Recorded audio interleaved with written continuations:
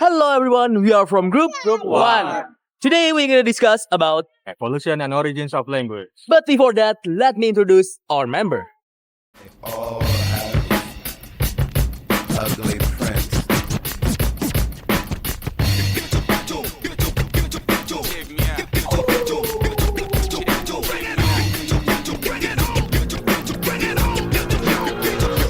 At the starting of the week, at Summit Talks, you'll hear them speak. It's only Monday. Negotiations breaking down. See those leaders start to. What's come to your mind when you hear the origins of language and the evolution? Language is very highly structured system of communications in terms of grammar, vocabulary, and through language, humans can express their feeling, their meaning through spoken, sign, and written language. Therefore, come a question: how could language develop into something that is very complex and very diverse? Are you curious about that? Well, unfortunately, we still don't know exactly how can language become that very complex and diverse.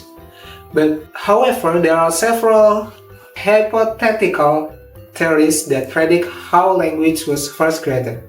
What are those theories?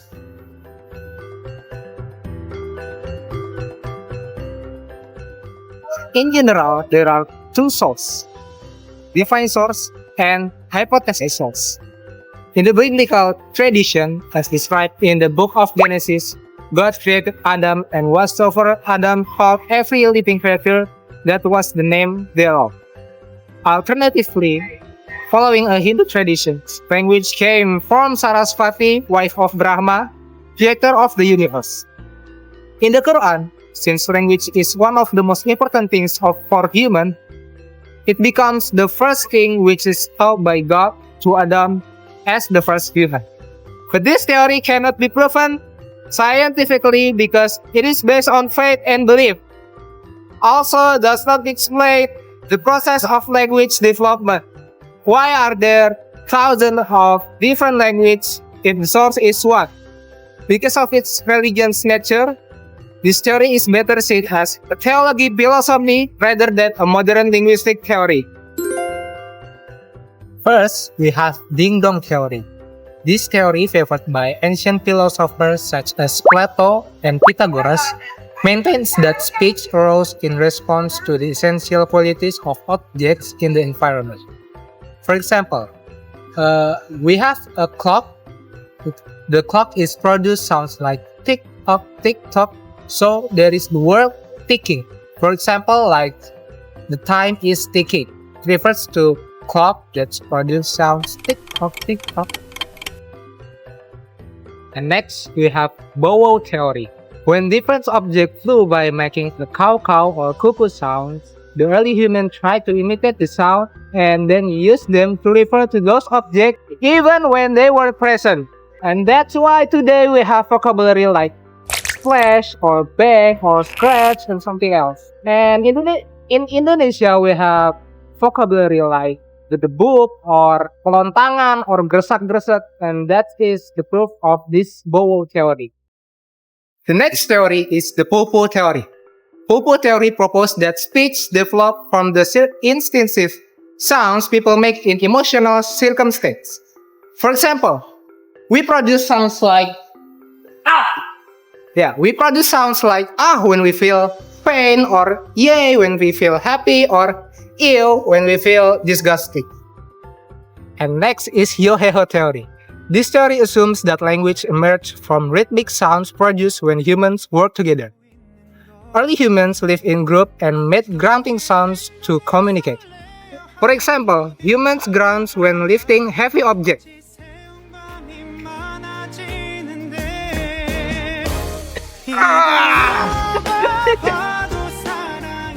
Yeah, like that. And last theory is Lala theory. This theory claims that speech originates in song, play, laughter, and other aspects of romantic side of life. In this theory, early humans produced sounds such as lala to express emotion or aesthetic feeling. It's different than the previous theory that sounds is for practical purpose such as warning of danger or requesting food. And that is the last theory.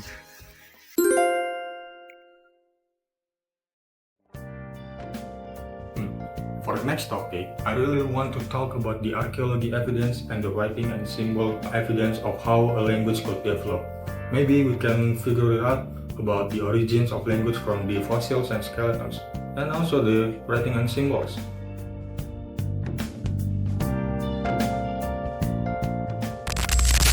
Now let's be real here.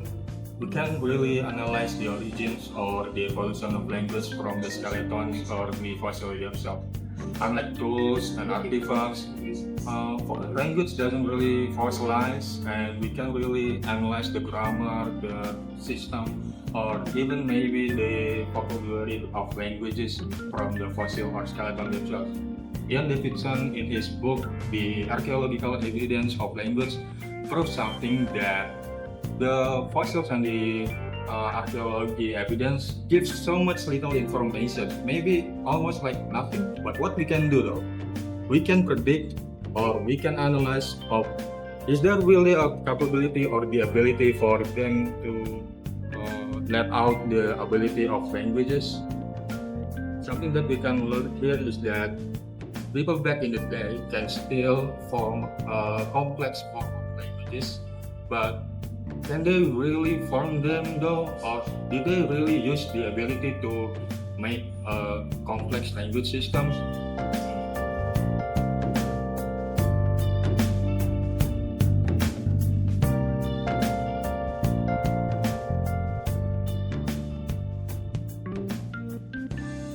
Now, I know we're not in a museum, but apparently every single museum in Jakarta is closed on Monday. Trust me guys, I really want to go to a museum. But did you know that one of the most important bones of our time was found in a Palestinian Barak cave? It was this bone right here. It was called the Yoit bone. It's a U-shaped bone that is located in our neck, around our neck, and it is essential for us to make a complex speech and communication system. This bone was found in the prehistoric Neanderthal, which is later then evolved to us Homo sapiens humans.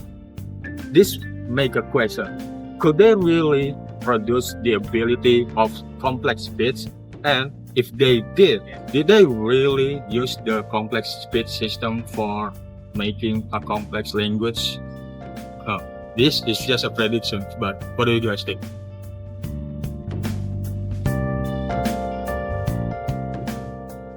So, one of the most critical part is the brain structure.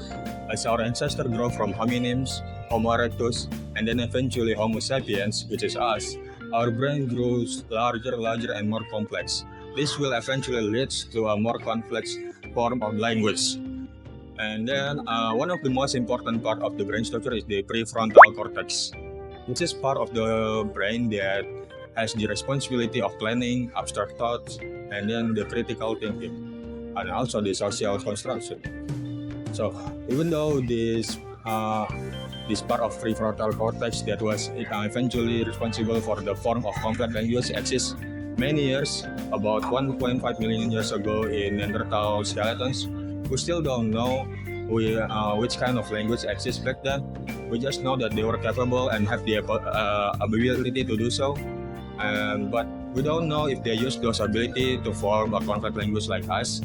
But we do know that the prefrontal cortex and the endoskeleton that they have back then have the similarity to our skeleton right now. So all of these fossils and archaeology evidence just prove us that they have the ability to do so, but we still don't know yet that they use those ability to form a language similar to us.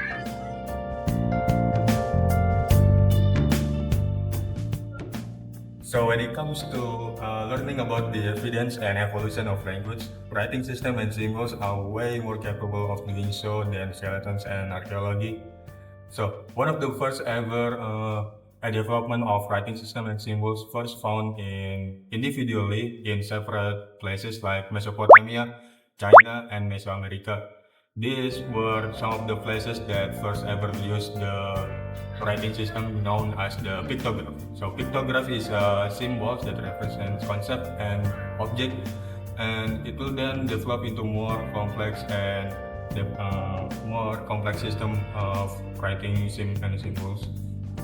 And well, yeah, these symbols are not used for so many longs, but they were there at the very early day of the humanity, because every single day, every single years, and every single millennia, people want the writing system and symbols to be more simpler and more efficient.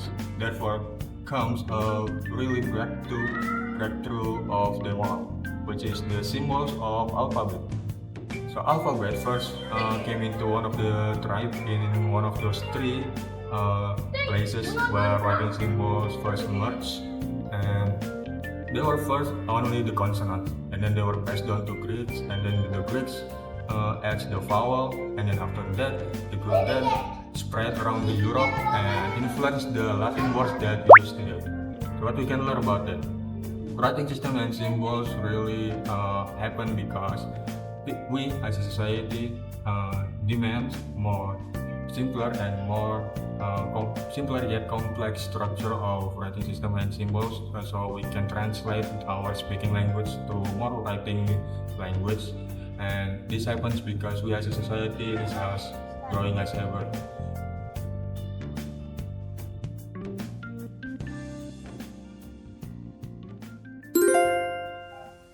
Language. Language may not have been a spoken language from the start. Many researchers believe that humans in the ancient time used gestures like intentional hand movement, body posture, facial expression to communicate complex ideas between each other. Gesture and body language are non-verbal communication forms, possibly the earliest tools of symbolic expression before speech even existed. If we're talking what aspect is the most influencing one in language, I would answer the social and environmental, because the reason is language didn't evolve in a vacuum. It evolved in response to social complexity and environmental pressures. As the early human societies grew in size and coordination became essential, language became the most important tool for social bonding and survival. Take example in this time and age. In modern times, social and environmental keep influencing the language. Terms like slangs, new dialects, and emojis are a product of the continuing social and environmental influences. Are you ever wonder how language is changed over time? The answer is because language transmission. Language transmission refers to the idea that our language, our knowledge, and our behavior can feed from one generation to another generation, so it passed over time. Language can evolve over time. Language change can influence our pronunciation, grammar, or even creating some new words or making some old words disappearing. Linguistics study old and modern texts to know and understand how language changed over time. Historical linguistics shows that language like English, Hindi, Dutch, or even Spanish are come from the same branch. The branch is Indo-European family. What is Indo-European family? Indo-European family refers to the family of language that branch so many languages that we know now. For example, the Indo-European family branch like Germanic branch has a language like English, Dutch, or even German. And another branch is Romance branch. Romance branch has a language like Spanish, French, or even Italia. So yes, Indo-European family has branched so many languages that we know now. The next one is language diversity. Just like religion, there are so many languages in this world. There are about 7,000 languages according to Liban in 2019, but the language is not evenly spread. So, There are some country that have high diversity country, and there are some country that categorized as low diversity country. And what is the definition of high and low diversity country? High diversity country refers to the country that has so many languages. For example, country like Indonesia and Papua New Guinea has so many languages due to the isolation and because there are some small communities or some ethnic that spread around the country. And the next one is low diversity. Low diversity refers to the country that has a few language or just only have one official language. Country like Europe and North America are the example of this country. The next one is language diversity. Okay, this is about majority and minority language. Language like English, Mandarin, and Arab are used as an international word and used in government, education, and even in media. So, majority language is a language that often taught in education or in school, and there are so many people that use this language. And there is minority language. Minority language is a language that has a few users. This language has a risk to disappear and just a small community that use this language. Language diversity has many things that can affect it. The first one is geography. Geography like forest, sea, or even mountain has a huge impact in language diversity because it can spread or create from big community into a small community.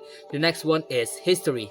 History like colonialism also has a huge impact in this language change because colonialism have a huge part in language history. The third one is culture and the fourth one is politics. Okay. However, despite these challenges, modern technology are increasingly being used to document and preserve endangered language. This showing that language change or language diversity has a huge important part of human culture and a part of human history. So that's the explanation about language diversity. Next, let's move on into conclusion. After hearing all of that explanation, finally we can come to the conclusion that language is not just a way we communicate. It reflects our thought, culture, and social identities. It is always changing and adapting. There are many theories about how language began, from divine origins to social and environmental models. But no one can fully explain it due to a lack of direct evidence. But still, findings like the hyoid bone in Neanderthals and brain structure in ancient skulls suggest early humans had a capacity for speech. Before spoken language, gesture and body language likely play a key role, which is supported by research in neuroscience and primate behavior. Language keeps evolving, shaped by our social lives, environments, and culture. And by studying its origins, we are not only exploring how we communicate, we are also linking insights from linguistic, anthropology, and cognitive science to better understand human nature itself.